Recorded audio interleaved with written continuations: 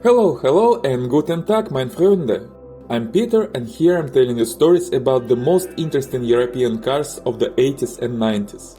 Today, finally, first time on this channel, we're talking about a car of my personal favorite brand, Mercedes-Benz. So, today we are talking about the first generation of the Mercedes-Benz CLK series, W208. But before we start, thank you very much for watching and commenting on my videos and for subscribing to my channel. I really appreciate your trust. And if you are not subscribed yet, please subscribe to stay tuned and not miss new videos. Thank you so much, and let's get back to the car. First, let's talk about names. The CLK series was produced from 1997 to 2010 in two generations. The CLK abbreviation stands for Kühe leicht kurz, meaning a short light coupe. This family included two generations, W208 made from 1997 to 2003 and W209 produced from 2002 to 2010. Well, actually Daimler-Benz never officially used a W letter for these models because it stands for wagon, a German word for sedan, and these cars never were sedans. Official names were C208 for a coupe and A208 for convertibles. But it is common for car historians to use the unofficial name W208 to describe the family together, like with other Mercedes models. So I'm going to do this too, for simplicity. The C208 coupe was produced from 1997 to 2002, but the A208 convertible was launched in 1998 and stayed in production longer. It was replaced with the next generation A209 only in 2003. Convertibles, by the way, were manufactured not by Daimler-Benz, but by Karmann at its plant in Osnabrück. We talked about Karmann in my video about Volkswagen Scirocco. The W208 was created to replace the coupe and convertible versions of the famous W124 series, which we will definitely discuss too someday. The development started at the beginning of the 90s, and the first concept of the series was shown at Geneva Motor Show in 1993. This design was further developed and implemented in the Mercedes-Benz E-Class W210, which was launched in 1995 and replaced the sedan and wagon versions of the W124. The coupe and convertible versions were created with the same design ideas. They looked like E-Class W210, with the same four oval separated headlights and similar taillights as on the E-Class. And they were positioned and priced higher than the E-Class. But actually they were built not on the same platform but on the smaller and lighter platform of the C-Class W202. Accordingly, they had more or less similar handling as C-Class, and they shared some of the engine with the C-Class. Speaking of the engines, from the start in 1997, 4 engines were available for the CLK. The smallest one was a 2-liter inline-4 naturally aspirated engine with 136 horsepower, which was rather weak for a relatively heavy car of over 3000 pounds. With this engine, the top speed was 208 km per hour or 130 miles per hour, with 0 to 60 miles per hour in 11 seconds. Not bad, but not the performance that you expect from a very expensive sport-looking car. The second engine was available only for some markets in Southern Europe, like Greece, Italy or Portugal. It was the same 2-liter engine but with compressor. Compressor, spelled with the letter K, is a fancy marketing name of Daimler-Benz for a supercharger. This supercharged engine was significantly more interesting, producing 192 horses, with a top speed of 233 km per hour or 146 miles per hour, and 0 to 60 in 8.4 seconds. For other markets, the CLK was available with a 2.3-liter 4-cylinder engine, also with compressor. Its output was almost similar to the previous engine, 193 ponies, 234 km of top speed, and the same 8.4 seconds for the 0 to 60 run. And the last engine available from the start was a 3.2-liter V6 naturally aspirated engine with 218 horsepower. It was the first V6 engine of Daimler-Benz. They had only V8s or inline-6 engines before. Technically, it was very close to the V8 engine of Daimler-Benz with just 2 cylinders removed, and it was a very good one. It could get the CLK to 240 km or 150 miles per hour and make 0 to 60 miles in 7.4 seconds. Not bad at all for that time. Actually, many owners consider the CLKs with this engine as the most balanced ones. They had a lot of power but still are very maneuverable and well handled. The larger V8 engines gave more acceleration, but the handling in turns was worse because they were heavier. And as I mentioned, the V8 engine, the first one of them, a naturally aspirated 4.3-liter one, appeared in June of 1998. It produced 279 horsepower and gave the CLK a top speed limited at 250 km per hour or 156 miles per hour, with 0 to 60 in 6.5 seconds. The car had one visual facelift in August-September of 1999. It brought some minor exterior changes, but the interior, standard and optional equipment as well as safety features were amended significantly, making the car more modern, luxurious and safe. Surprisingly, but the range of engines was not changed during this update. It was renewed only the next year, in June of 2000. The smallest naturally aspirated 2-liter engine was dropped, as well as the special version of this engine for some countries. They both were replaced with basically the same but updated 2-liter inline-4 engine with compressor, making 163 horses, 223 km or 139 miles per hour, and 0 to 60 in 9.1 seconds. So it was better than the previous version of the naturally aspirated engine, but worse than the supercharged engine available for Southern Europe.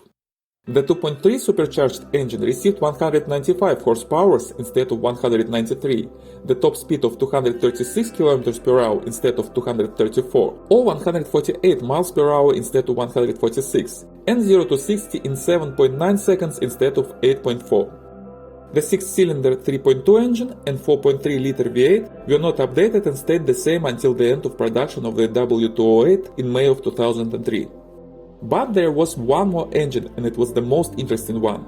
In August of 1999, a special performance version of the CLK made by AMG appeared, CLK 55 AMG. It had a 5.4-liter naturally aspirated V8 engine with 347 horsepower and very respectable 510 Nm or 376 foot-pounds of torque. These cars could make 0 to 60 miles per hour in 5.4 seconds, and their top speed was electronically limited at 250 km per hour or 156 miles per hour. The CLK 55 AMG was available both in coupe and convertible versions, like regular CLKs.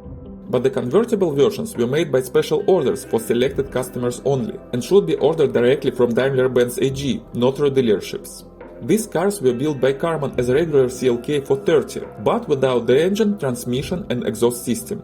Then these cars were delivered to AMG, and AMG fitted the engines and everything else there. So, among 3,781 CLK 55 AMG produced, only 400 were convertibles, and they are pretty rare and expensive now.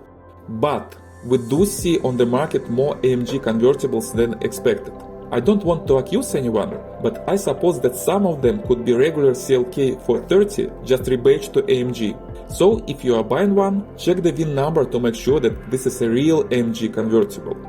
AMG also built another performance version of the CLK in 1997, which was used as a safety car in the Formula 1 season of 1997. But this wasn't a completely similar car to the CLK 55 AMG produced starting from the August of 1999. And speaking of racing, I must mention the special racing prototypes made by Daimler-Benz under the CLK name. The first one was CLK GTR, developed and built in just 128 days for participation in the 1997 season of the GT1 class of FIA GT Racing. It was a middle-engine racing car with a 6-liter V12 naturally aspirated engine from Mercedes-Benz S-Class W140. After modifications, this engine produced 592 crazy horses and had a top speed of 330 km per hour or 205 miles per hour with 0 to 60 in just 3.8 seconds. This car won 6 of 11 races of the season. For homologation purposes, Daimler-Benz built 26 road-legal versions of the CLK GTR, and it was the most expensive road-legal car of that time. I should mention that this car had not much from the regular CLK, only instrumentation, front grille and headlights. The next year, 1998, they made a new racing version, CLK LM. The name clearly indicated the desire of Daimler-Benz to come back to the 24 Hours of Le Mans race. They did this, but all cars failed due to engine problems. But in the FIA GT races, the CLK LM totally dominated. It was so successful that FIA had to cancel the GT1 class the next year, 1999, because nobody wanted to enter it, because nobody wanted or could compete with the Mercedes-Benz. At the same time, this meant that Daimler's engineers were not limited by GT rules and regulations anymore, and they could build an ultimate racing prototype for the Le Mans in 1999. They did this, and the car got the name Mercedes-Benz CLR. It competed very successfully in Le Mans, but apparently it showed a tendency to take off like an airplane. After 3 terrible crashes, the Mercedes recalled the last remaining car from the race and never returned to Le Mans until this day. Long story short, the excellence and technical perfections of those cars just couldn't stand the imperfections of our real world with its bumpy and uneven roads. I'm not going to talk about these racing cars in details here, but I'm going to leave a link to a great detailed video about them in the description below. It's a fascinating story, by the way. So, what was a normal civilian CLK in the real life? First, it was very reliable. The engines could make 300,000 miles and more before the first rebuild, if the car was maintained properly. The CLKs had some minor issues with electronic sensors and screens, but the drivetrain was solid. As a person who drives another Mercedes-Benz every second day, I can tell that this is a common story for all Mercedes cars even today. Great engines, transmissions and suspensions, but not that reliable electronics and sensors. Anyway, these issues were minor at the CLK. The car was very nice, both in the exterior and interior. The quality of the interior and comfort were very good, particularly in the high trim levels. Everything, all controls and buttons was in place and well thought about. The car was rather well equipped with bells and whistles. All electric windows and seats, seats with memory, trip computer, cruise control, stability control, multifunctional steering wheel, heated windshield washer nozzles, ABS, electronic key, heated side mirrors, brake assist, parking assist, heat insulating glass and many other things. My personal favorite is a huge windshield wiper, it's the only one there, which goes some waving route and somehow manages to clean the whole large windscreen. Some of these features were optional, but many of the owners choose to buy them. So now many survived cars in good condition have them, especially on cars with larger engines. How it was from the driving experience point of view? Well, not as sporty as you might expect. It was softer than BMW, but more sportive than a regular C-Class on the same platform. It is a rear-drive car, so you can drift and do burnouts if you want. But these cars were not made for this. I would describe the CLK not as a sports coupe, but as a very comfortable and reliable GT car. It probably will not give you a breathtaking ride on a serpentine road in mountains, but it will bring you anywhere by a highway and give you a lot of joy and comfort while you drive there. This is a fast and very well handling car with a great appearance. It may be not a car for a young driver with hot blood and a need for speed, but if you are over 30 and want a fast but reliable and safe drive, you will definitely like it. Almost 350,000 of these cars were made from 1997 to 2003. Many of them were sold in the United States during the production. Most of these cars are still younger than 25 years and it's difficult to legally import them into the US now when this video is made, but it will become legal soon in the upcoming years. Now, if you are in the US and want to buy a CLK, it's probably better to look for a car at the local market. But if you want something special, for example a car with a manual transmission, it's reasonable to take a look at Europe too. The CLKs were available with automatic transmissions and with manual ones, 5-speed before the update in 2000 and 6-speed after. As far as I know, only automatic transmission was available in the US, so if you want a manual car, and it's a good decision, you have to buy a car from Europe. Though I may be wrong with this. If you do know the manual W208 sold in the US during its production, please let me know in the comments below. The CLK was rather expensive when it was new, and its value for money was the main complaint of the reviewers of the time. But now you can buy one of these cars for much more reasonable money. In the United States, the price of CLKs in good condition is typically from $6,000 to $10,000 with AMG versions between $12,000 and $20,000. In Europe, the current prices are from 3 to 11,000 euros, with CLK 55 AMG from 14 to 20,000. And by the way, if you do want to buy a first generation Mercedes-Benz CLK or any other car from Europe and import it to the United States, I probably can help you with this. Check out our website for all details by the link in the description under this video. Well, thank you very much for watching. If you own the CLK, please tell me about your experience. How sporty this car really was in your opinion. It's always so great to learn real-life impressions from car owners.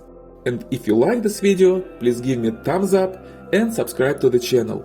New interesting stories are coming soon. Danke schön, mein Freunde, and see you next time.